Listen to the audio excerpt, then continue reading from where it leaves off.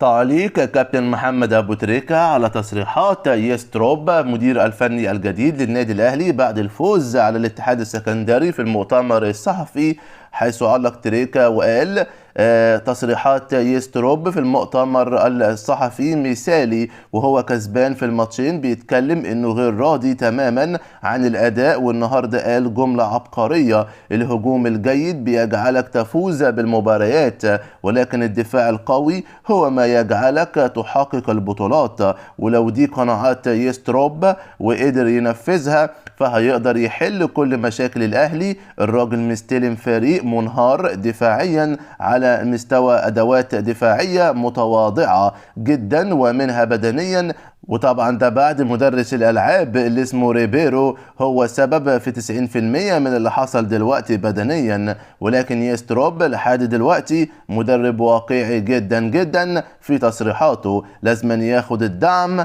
لحد ما شغله يبان في النادي الأهلي.